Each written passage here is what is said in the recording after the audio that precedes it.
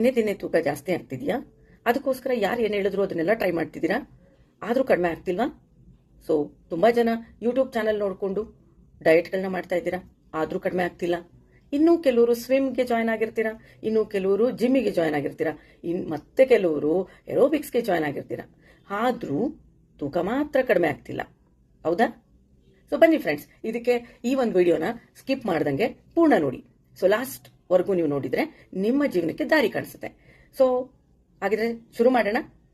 ಈ weight loss ಎಷ್ಟು simple and fun and magic ಅನ್ನೋದನ್ನ ನಾನು ನಿಮಗೆ ತೋರಿಸ್ಕೊಡ್ತೀನಿ. ಓಕೆ, ಸೊ ಬನ್ನಿ ಫ್ರೆಂಡ್ಸ್. ಆಗಿದ್ರೆ ಸೊ ಯಾವುದೇ ಒಂದು ಸೊಲ್ಯೂಷನ್ ಹುಡ್ಕೊಂಡು ಹೋಗ್ಬೇಕಾದ್ರೆ, ಪರಿಹಾರ ಹುಡುಕ್ಬೇಕಾದ್ರೆ ಕಾರಣನ ಫಸ್ಟ್ ತಿಳ್ಕೊಳ್ಳೋದು ತುಂಬಾ ಮುಖ್ಯ.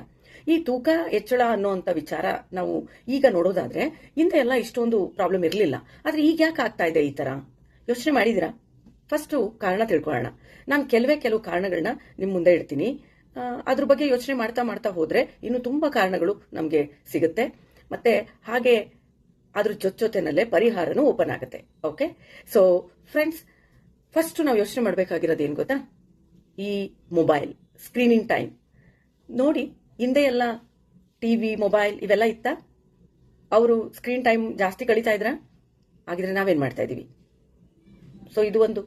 ಇನ್ನು ಎರಡನೇದು, ತುಂಬಾ ಮುಖ್ಯವಾಗಿ ನಮ್ದು ಜೀವನ ಸ್ಟೆಡೆಂಟರಿ ಲೈಫ್ ಸ್ಟೈಲ್, ಕೂತು ನಿಂತು ಮಾಡೋ ಕೆಲಸದಲ್ಲಿ ನಾವಿವತ್ತಿದ್ದೀವಿ. ಆದ್ರೆ ಹಿಂದೆ ಇದೇ ಇತ್ತ? ಗಂಡ್ಮಕ್ಳು ಹೆಣ್ಮಕ್ಳು ಇಬ್ರು ಎಷ್ಟೆಲ್ಲ ಓಡಾಡ್ತಾ ಇದ್ರು, ಮೂವ್ಮೆಂಟ್ ಮಾಡ್ತಾ ಇದ್ರು. ಯೋಚನೆ ಮಾಡಿ ಸ್ವಲ್ಪ.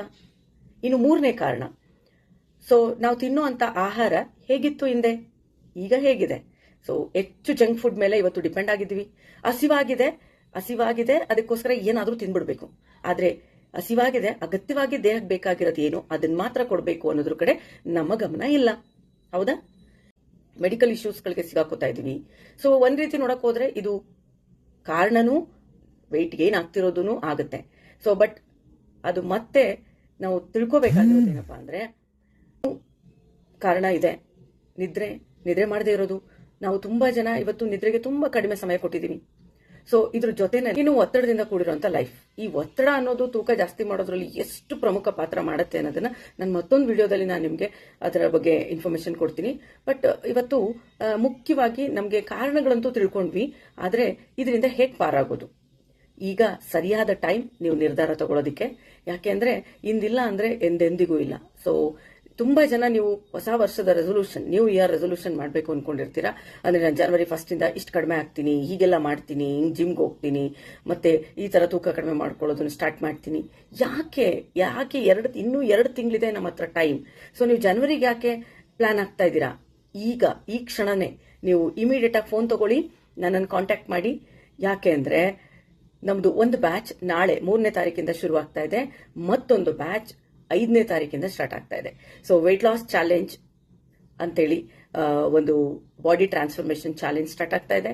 ಸೊ ಇದರಲ್ಲಿ ಸಾಕಷ್ಟು ಜನ 1 ಮಂತ್ ಅಲ್ಲಿ ಒಂದು ಬೆಸ್ಟ್ ಬಿಫೋರ್ ಆಫ್ಟರ್ ಟ್ರಾನ್ಸ್ಫಾರ್ಮೇಶನ್ ಜೊತೆನಲ್ಲಿ ಸಖತ್ತು ಫನ್ ಮತ್ತೆ ಮ್ಯಾಜಿಕ್ ಸಿಂಪಲ್ ಆಗಿ ವೆಯ್ಟ್ ಲಾಸ್ ಆಗ್ತಿದೆ.